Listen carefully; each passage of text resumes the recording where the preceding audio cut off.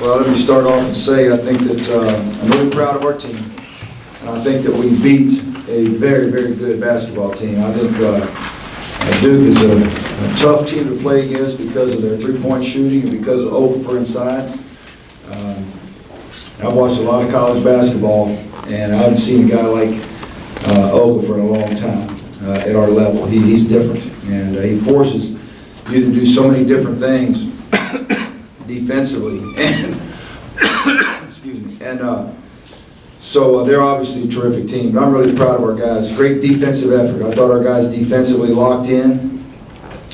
We doubled in the post when we needed to. We recovered out of the double teams at times pretty well. Tried to make things difficult for their shooters and the drivers, and at the same time trying to take away Okafor's one-on-one opportunities, which is hard to do. So terrific defensive effort. The other thing I think that was big for us, we're used to seeing Trevor make big shots and Ralston make big shots, but we got some production out of our interior guys, which changes our team. It takes the pressure off the perimeter to score as much. BJ, I thought, was just fantastic in there. Kyle had some great passes. Malik and Leonard as well, but we got great production offensively from our interior guys, which was really big for our team today.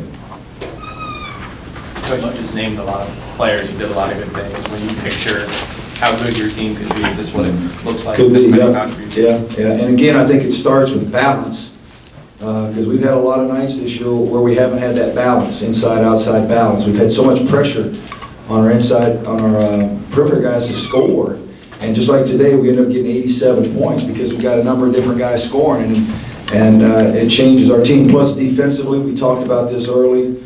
We got the potential. We're not there yet. We got the potential at times to be really good defensively. We got quickness. We got some depth. I thought today, especially BJ, and it wasn't just BJ, Kyle as well, and Malik, we protected the rim. Had some great block shots when they drove the ball to the basket.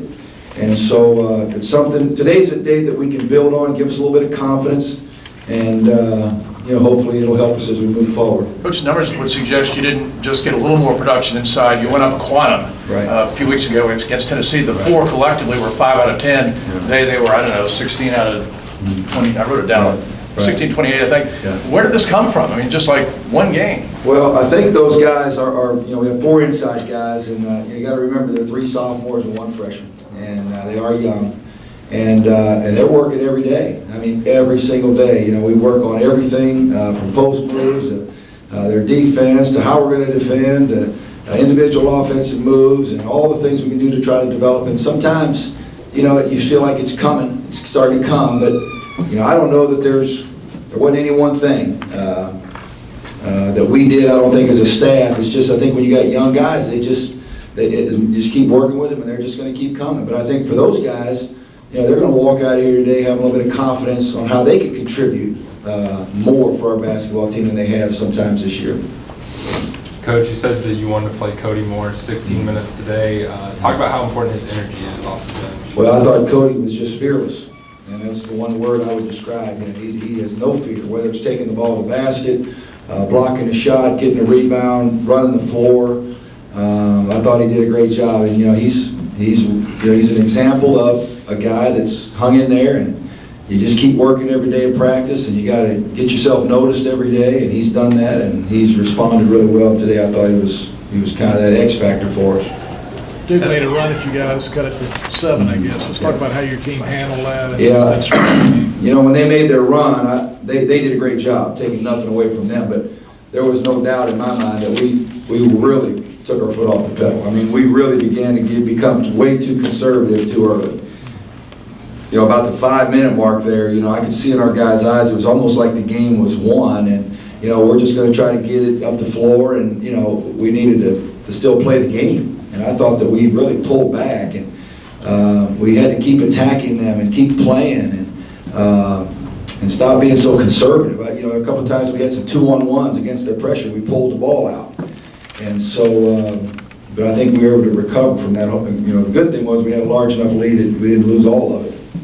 Coach, you guys shot, I guess, 55%. Some of it was tough shots with guys, hand in the face, but some of it was attacking, guys going into the paint, not being afraid to go in there. Was it somewhat of just a good shooting day, somewhat the mindset you guys had? Why do you think you were so? Well, I think number one, what happened is we got the ball inside and our big guys were productive. I think any time with any team, no different than Duke's team, the more productive guys are around the basket, your interior guys, it opens everything up on the perimeter and loosens things up. And I thought that helped us today. It gave us balance, but it also, I think, had them a little bit more concerned about how they were going to defend around the rim. And we got some post-to-post passes where we had some dunks. We just scored around the rim, and now Ralston's a little bit more open, or Trevor's a little bit more open. Those guys are a little bit more open on the perimeter, and so we need, hopefully, we can build on it where we're getting that balance from our interior guys and our perimeter players from the scoring part of the game. You played a tough game at Virginia this week. You lose that game, you come back today. Just what did you find out about your team? Well, if you really think now, we stunk against Cincinnati and just completely stunk. I mean, we were bad. We went to Virginia and we played pretty good for about 35 minutes. And, we've got the lead or it's right there. And we just kind of, had a part of that game, 5 minutes where we weren't very good at all. And we come back today and played pretty well. So with the Pittsburgh game and then Virginia and this one, I can see our team get a little bit better and get a little more confidence. And we all know now as we've added in to this league, the 4 teams that we have over the last couple of years, it's just made our league schedule so difficult. And so there's not very many just easy nights to play in this league. So for us, we end up with 3 of them in a row here with Virginia, Duke, and obviously North Carolina. But that's part of the turf. You got to step up and respond. Our guys have accepted that challenge, and we just got to see if we can play well on Wednesday. Mark, when you were preparing for this game, did Duke's freshmen really show any freshman moments when you were kind of looking back at this tape? I mean, have we taken it for granted that maybe they just plug in? There's no question that they are freshmen. They're very talented, and Mike's done a great job of getting those guys at a high level early, and especially Okafor. And think back, way back when we saw Akeem Olajuwon and Patrick Ewing and those guys all as juniors and seniors in college basketball. Those days are long gone. They'll never be juniors and seniors anymore. But he's in that group. He's in that category of guy that can change a college game. So you have to pay attention to him on every possession.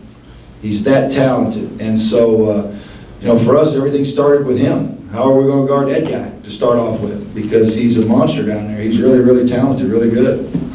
Mark, when Duke starts a smaller lineup, does that make you want to take advantage of your 2 true posts in any different way, or the way they guarded you, like if they were successful against? Well, that was our hope. They started Winslow instead of Emile, and we felt like we could go inside a little bit easier. And we were able to on a couple post-to-post passes there and got some dunks early. And but still, it's difficult to double Okafor when Winslow's in the game because you got to come from a long way. A little different when Emile's in the game. So we tried to guard him a little bit differently if Emile played or if Winslow played, but we did feel like we had some opportunities maybe inside a little bit more than normal. Coach, is Lacey becoming an elite player in the ACC? I think he's as good a guard as there is. I've watched Trevor so long. Sometimes people around the country are just kind of now seeing this guy, and I even thought his potential and his ceiling was so much higher than even he played at his previous school. And so I just think he's blossoming right now. He's confident.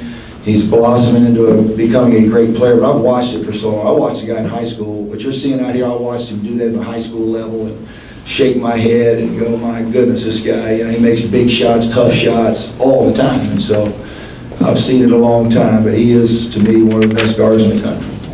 Coach, you had 10 blocks. You said you protected the rim. Do you feel like the blocks just affected those 10 shots, or is there a ripple effect? I don't know if this was Duke's poorest shooting percentage of the year, but it's certainly one of their lowest. Sometimes, especially BJ in there, he can get you thinking, once or twice about taking the ball in there, or if you're going to shoot it, how you got to put it on the backboard a little bit higher because he might get it. So maybe they missed a few inside as well because of that, but. He's got that knack. He's got that instinct to block a shot in there. And I thought today, he did a great job.